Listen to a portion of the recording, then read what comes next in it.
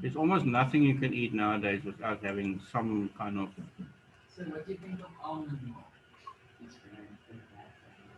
I prefer coconut milk, to be honest with you. Yes.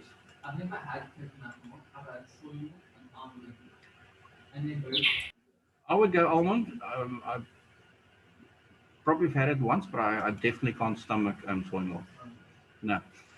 Any any soy. Soy is something that you actually just in small quantities with sushi, but that's it. In any other form, it sort of doesn't. It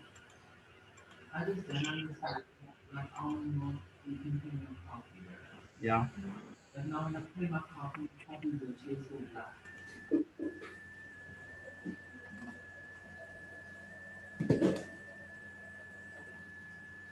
Okay. Once you're back online, just make sure that you have muted yourself. We currently have a couple of private conversations going on. Thank you very much. I appreciate it.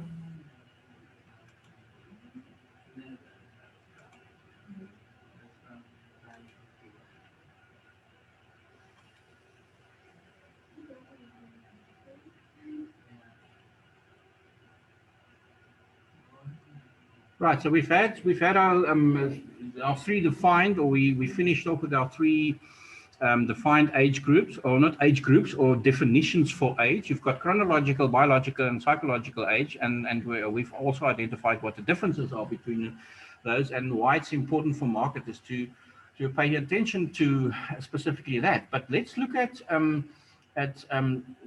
why it is important for marketers um, to consider age as a variable in how consumers behave and how they will obviously then strategize their marketing campaigns accordingly. You've got to remember that everybody goes through different lifestyles. I mean, if I give you a toy that you were absolutely nagging your parents for when you were 7 years old, if I give that to you now, it won't have the same value because you're in a different phase in your life. So your age specifically, not just your age, your biological or chronological age, but also your phase in your life that you are very much going to determine what your needs and wants are, and what your desires are. And as a result of that, um, and we'll get to that at the end of this section, it's important for marketers actually to focus on multi-generational marketing, because very often in multi-generational marketing, I'm getting ahead of myself now, basically refers to the fact that in a particular household, who of you actually still stay with your parents? Or who doesn't stay with their parents at the moment? Who's got their own flat and whatever? I'm not talking about the children in res who are from, but who's yeah, no, quite correct. There's a difference in staying in your own flat, but your parents are still paying your rent. Then you might as well have stayed in.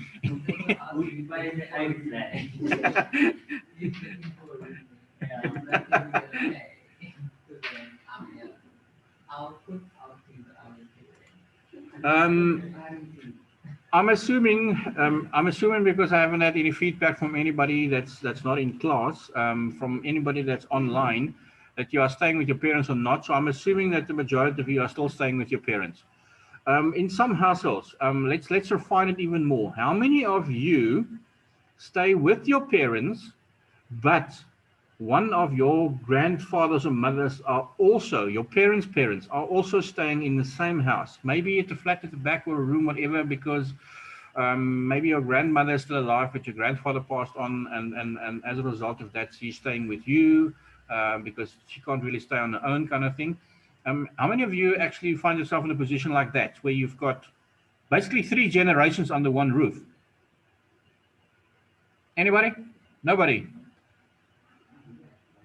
Well, there are cases where that is actually true, and that would make it for a marketer, and that's why multi-generational marketing is something to be considered by marketers, because they are now not just targeting a household; they are targeting a household to have three different generations under the same roof, and obviously they're all in different cycles of their lives, and as a result of that, they will definitely have different needs and wants. I know that my parents, for instance, where they are in a retirement in a retirement institution, but they are still very much independent because they have a little a flatlet, a two-bedroom flatlet. So they can, if they want to, and whenever they want to, they just book it. They can actually have prepared meals in a mess hall, but they can also prepare for themselves. So there's very much independence, but I spoke to them on a weekend, as a matter of fact, and I said, why? I mean, you're 86 years old. As a matter of fact, um, at some point, I should hide your keys or take it away or phone the cops to get you off the road. Because, to be honest with you, you are, in your opinion, you're not dangerous on the road. But you know what? You're not 26, you're 86. So, especially in an environment where they stay, where they have the luxury of the supermarkets doing deliveries once they place their order. So they don't have to go to the shop. And everything else they can do online. To be honest with you, my parents, although they're 86 years old already, are very much technologically advanced for their age, because my sister has been living in Singapore for the last 17 years, and now they're moving to Vietnam, and they're definitely not coming back to South Africa. And the only way that you can actually stay in touch with them on a regular basis, apart from them visiting and you going there, is through Zoom sessions and Skype and stuff like that. And that's basically what my parents were forced to do very late in their lives, to increase their technological savvy. I think my first time that my mother touched a computer was when she was 77. Um, and yeah, it was because the situation required it. Otherwise, you would never speak to a daughter. Anyway, yes, a question here from or contribution from Warren in class. So from what I can see, a lot of like retirement villages are going very like technological. Yeah, Like the housing and everything. It's like to make it easier for like the older generations to live. true. And Like the whole house will be a smart house rather than just correct. a normal house. And I think that's very much the case. And I also I could find that or experience that from my own parents, that um, they as I said, almost they sold their house before they moved into the retirement facility, and before they did that, they made a few changes, renovations, which obviously made the place more marketable, but it was also to ensure that the place is more accessible to different users, because it was also in an environment where more than likely a sort of a, a over 50s couple will probably, when scaling down, is going to be interested in purchasing. It was either that or maybe a new family starting. But regardless, both of those either have trouble, as when if you're older than 60 or 50, then mobility starts becoming an issue for many people. So the house needs to be, the layout of the house needs to be of such a nature that most areas, if all not all areas, is easily accessible. And similarly, when you have a young starting couple who are maybe just starting a family, they will have babies and toddlers in their house. So it also needs to ensure that it can cater for that kind of household. So, yes, I've moved into a security lock and go complex literally 2 days before lockdown last year, and already I knew that when the places that we saw, you could see that is definitely the layout of the properties have been modified to suit the modern buyer. There's a little area that somebody, you don't want your laptop or your on sit sit in a lounge in front of a television with your laptop on your lap, basically. You don't want to sit at the dinner table or at the counter, the kitchen counter, with your laptop, for instance.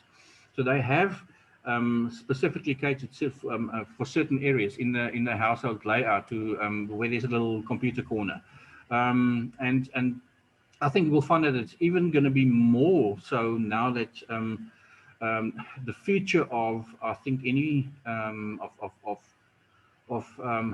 lot of industries, and also for studies and school. When you have a child who's still at school, and you have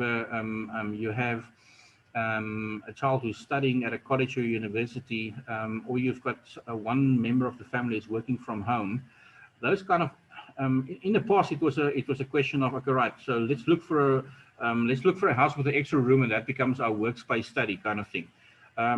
But I think it is more, I've seen more the case nowadays that they have those kind of workspaces in the rooms. So in other words, my teenage son could sit in his room because there's an area that was included already, where he could actually stay. So you don't have to get desks and stuff in. There's a workspace already, and that's just yeah, that's just how in an industry like property, for instance, residential property, have changed to specifically cater for the needs, the changing needs of the modern homeowner, so to speak. Right.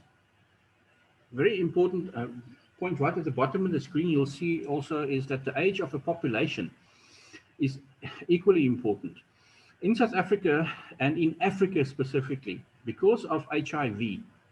There's almost a sort of a missing generation where grandparents are now raising their own grandchildren, basically, because either mum or dad or both are, as a result of TB or HIV, have passed on. And that is, it is important for marketers to study the population, the populations of different countries, the countries that in which they operate. In South Africa, or in Africa or developing countries like South Africa, you'll definitely find that there is a more emerging younger markets. On Thursday we specifically spoke about the emerging black middle class group in South Africa, and the large percentage that they make up of the buying population, so to speak. And in your more Western countries, you'll find that there's a larger amount of elderly people in the total population of a country, like England, for instance, like America, for instance. Things to consider, things to be considered by marketers. Let's look at the different age subcultures. This is where we have the different generations. I'm not going to ask you an essay question and say, listen, for let's say 15 or 25 marks, explain all the different generations and the specific characteristics and traits. We will look at some of them because it is important, because we want to know why it's important that we study the different characteristics and traits of a particular generation. Most of you, I think all of you, are probably Generation Zs. You know what the next generation after Zs are?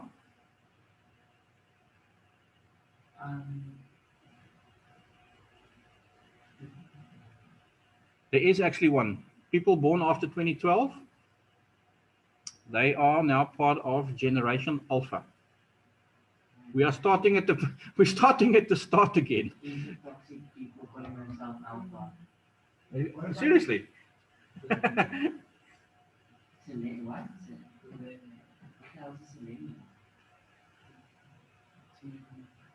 Between it. I think one of the and obviously, how long is a piece of string? A generation starts at some point and it finishes at some point. And this is not cast in stone. If you Google generational subcultures, you'll find that some people will say that your millennials are only from 2000 onwards. And some people would say that your baby boomers are up to 1970. It's immaterial. The fact is, however, and that intrigues me because often almost a market segment within these different generational subcultures are those borderline cases. Now, It says baby boomers born between 1946 and 1964. Now, I'm born in 1965, early 1965. Maybe give and take a few weeks, and I could have been 1964. Does I have more characteristics of baby boomers, although I'm slightly just a couple of weeks outside of the category. Yeah, you know what? So be careful of the fact that you don't just label it purely according to a particular calendar year. Because yes, Sorry, I mean, no problem, no, anytime, Warren. so I think that it's just because like us as generations and the early generation, Yes, um, we still have experienced the things that millennials have you do. experienced, but we've also experienced within the generation that is Yeah, things that the most millennials haven't experienced. If that makes sense. and you might also be in a household where there was a that's a lot, like in English. I'm not exactly We all sure, know what but you now, mean. yes, but you guys are 19, 20 years old, 21 years old, but you have a younger brother who's 6, 7 years old, because he will then be generation alpha, because he was born after 2012. So yes, it's the exposure to the different generations, if there are more than one generation in a household, impacts on the choices Yes. that household makes. It might be, and I find it more often now that at the age where I am, that there are a lot of things that I enjoyed when I was 6, 7 years old, who sort of remained in fashion. I'm not talking about clothes and stuff like that. I'm talking about foods and food trends, for instance. That's almost either lost at the time or it actually resurfaced again, and I actually quite enjoy it. But it wasn't intended for me. It was actually intended for one of the other members in my household. My son loves it, so I buy it for him, but I enjoy it now as well, and I enjoy it as much as I did when I was his age. Yeah. So I think that those are also um, very important subtleties that marketers need to obviously consider. I think we are pretty close to the end of today's session, so let's wrap it here. And then for Thursday session, we will continue and finish chapter 6 about personal characteristics, and we'll specifically look at each of these 8 subcultures in detail. Thanks for those who've joined us today. We've reached the end of today's session. Make good decisions. Take care of yourselves. Remember, Easter only starts on Friday, so you're only off the hook on Thursday afternoon. Okay. Um, yes, for those there was a question in class now. Believe it or not, it is Easter weekend. Yes, it is Easter weekend, Corne. There's no nothing. I'm not religious, so I don't really know when the stuff is. You should know when you have a day off, What's she? regardless of. Easter is a weekend. Well, thanks very much. Keep well, everybody. We'll chat again on Thursday.